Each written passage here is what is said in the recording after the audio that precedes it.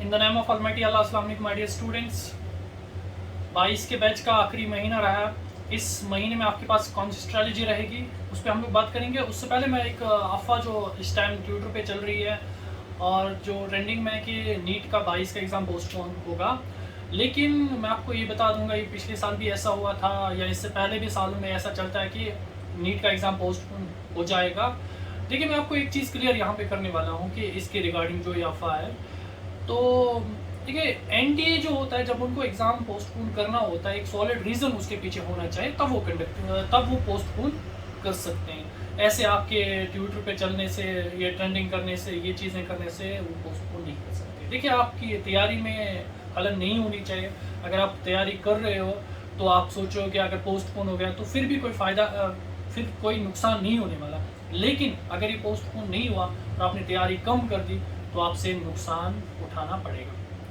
उसके बाद मैं बात करने वाला हूँ कि अक्सर जो आपका क्वेश्चन वहाँ से पहले आपके दिमाग में जो क्वेश्चन, जो भी व्यूअर्स होंगे उनके दिमाग में ये क्वेश्चन होगा कि सर टेंशन हो रही है, सर नहीं होगा तो क्या होगा। एक बात ध्यान से सोचिए कि अच्छी तरह से सोचिए कि अगर होगा, जब होगा तो क्या होगा। तो इस चीज़ को ध्यान में रखेगा। होगा कि अक्सर बच्चे बोलते हैं कि सर मुश्किल है। देखिए, मैं आपको बता दूँगा, आसान चीज़ें, जब चीज़ आसान होती है तो तब वो ज़्यादा मानने वाले नहीं होते, तब उसका वैल्यू ज़्यादा नहीं होता है। देखिए, 18 लाख स्टूडेंट्स एग्ज़ाम दे रहे हैं और कंपटीशन तो होगा ही, और जो चीज़ आपको करनी है तो थोड़ी सी मुश्किल तो होगी, आपको मुश्किलों का सामना करना पड़ेगा। और देखिए, मुश्किल का सामना उसी को करना पड़ता है कि जिसके अंदर ज़िद होती है। आपके अंदर ज़िद है, अगर आपके अंदर ज़िद है, अगर आपके अंदर जीत का जुनून है, तो आपको मुश्किल का सामना करना पड़ेगा। इस टाइम आपके हेल्थ के रिलेटेड कुछ प्रॉब्लम, जो आपको प्रॉब्लम आ रही है उस पर भी मैं बात करने वाला हूँ, हर एक चीज़ पे।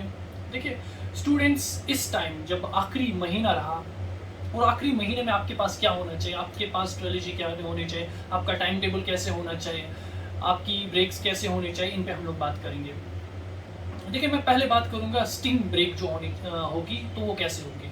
स्टिंग ब्रेक आपके पास 4 घंटे के बाद होना चाहिए। इससे आपको एक चीज़, एक प्लस पॉइंट होता है कि आपको जब आप 4 घंटे लगातार एक जगह पर बैठते हो, इससे एक आपका स्टेमिना बढ़ जाता है। और दूसरी चीज़, जब आप एग्ज़ाम देने के लिए जाते हो तो वहाँ पे भी आपको 4 घंटे बैठना, 3 घंटे बैठना पड़ता है। तो इससे एक आप स्टेमिना बढ़ जाता है। और 4 घंटे की ब्रेक के बाद, 4 घंटे के बाद आप जब 4 घंटे आप पढ़ोगे तो उसके बाद जब आप ब्रेक ले लोगे, वो 10 मिनट की ब्रेक ले सकते हो या 15 मिनट की ब्रेक ले सकते हो। उसमें आप क्या करोगे उसकी बात भी करूँगा।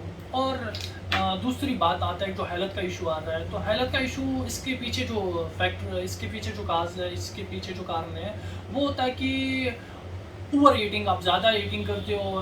देखिए, इस टाइम होता क्या असल में, इस टाइम जैसे आपका शेड्यूल होता है, डेली शेड्यूल जो आपको होता है, तो उससे कम करिए, अंडर ईटिंग करिए। जैसे मैं आपको ऐसे समझाने वाला हूँ कि कोई बंदा ऐसा होता है कि चार रोटियाँ खाता है, तो आप ऐसे करिए तो आप 3 की तरह आ जाइए।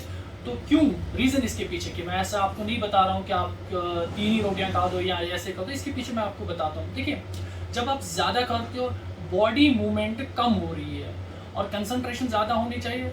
ठीक है, तो बॉडी मूवमेंट कम हो रही है, जिसकी वजह से आपको थोड़ा सा इंट्रोपी बढ़ जाती है। जब बॉडी की इंट्रोपी ज़्यादा बढ़ जाती है, देखिए आपको पता है कि जब इंट्रोपी इंक्रीज़ हो जाती है, बॉडी मूवमेंट कम हो जाती है, तो उससे क्या होता है कि जो आपको सोचना होता है, जिस चीज़ पे आपको सोचना होता है उस पर आप ध्यान कम देती हो।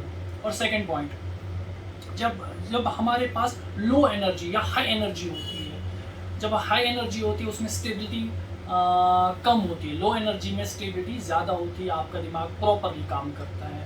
क्योंकि देखिए, मैं आपको ऐसा समझाने की कोशिश करूँगा कि जब आपके पास, जब आप नॉर्मल डेज़ में खाना खाते हो, उसके बाद आप घूमने चले जाते हो, तो उसमें क्या होता है कि आप अच्छी तरह से आगे पीछे चले जाते हो, कहीं पे भी घूमने जाते हो, अच्छी तरह से फ्रेश हो जाते हो। इधर क्या होता है कि आप 4 घंटे 12 घंटे तक आप एक ही जगह बैठते हो, तो इससे ओवर ईटिंग हो जाती है, जिसकी वजह से आपके हेल्थ पे प्रॉब्लम हो रही है। और जब आप ब्रेक लेते हो, मैं इसमें आपको एक चीज़ पॉइंट ऐड करने वाला हूँ कि जब आप ब्रेक लेते हो, ब्रेक के बाद आप लोग क्या करते हैं, स्टेपिंग थोड़ा सा किया कर लो, जिसकी वजह से अब स्टेपिंग के पीछे कारण क्या, आप बोलोगे सर आप ऐसे ही मत बोल रहे कि स्टेपिंग कर लो, तो इसके पीछे क्या कारण है? स्टेपिंग के पीछे मैं आपको बता दूंगा, स्टेपिंग के पीछे मेन कारण होता है, देखिए आपके पास कुछ मिनरल्स होते हैं, कुछ इंपॉर्टेंट मिनरल्स जो दिमाग को जरूरत होते हैं, अंडर द ग्रेविटी वो नीचे आ जाते हैं, अंडर द ग्रेविटी वो नीचे आ जाते हैं। जब आप कंटिन्यूसली बैठते हो एक जगह पे, अंडर द ग्रेविटी वो नीचे आ जाते हैं, दिमाग को ऊपर, दिमाग को उन चीज़ों की ज़रूरत होती है वो नहीं मिलते हैं, तो इसकी वजह से आप लोग बोलते हैं कभी थकान हो रही है, सब कुछ समझ ही नहीं आ रहा है, तो इसलिए आप स्टेपिंग का ध्यान रखना। और नीट के एग्ज़ाम के रिगार्डिंग मैं आपको एक इम्पॉर्टेंट चीज़ बताने वाला हूँ, नीट में आपको चीज़ें याद रहनी चाहिए, ये JEE से डिफरेंट है, याद रखिए ये JEE से डिफरेंट है, इसमें चीज़ें आपको याद रहनी चाहिए, इसमें आपके पास फ्रेश माइंड होना चाहिए, उसमें ज़्यादा पैनिक नहीं होना चाहिए। आप लोग कि ऐसे बोलते हैं कि अक्सर बच्चे बोलते हैं कि सर नहीं हो, पता नहीं क्या होगा सर, टेंशन हो रही है। देखिए आप उस चीज़ को जितना हैंडल कर सकते हो, मैंने पिछले वीडियो में भी आपके साथ बात करी कि जितना भी आप टेंशन को हैंडल कर सकते हो उतना करिए, वो आपके लिए बहुत ज़्यादा इम्पॉर्टेंट है। नेक्स्ट पॉइंट, अब एक पॉइंट जो मैं और आपके साथ डिस्कस करने वाला हूँ कि इस टाइम जो टेस्ट सीरीज़ आपके रहनी चाहिए वो फुल लेंथ वाली होनी चाहिए। आप डेली टेस्ट दीजिए और इससे आपके पास टाइम मैनेजमेंट होगा, और बाकी wish you all the best.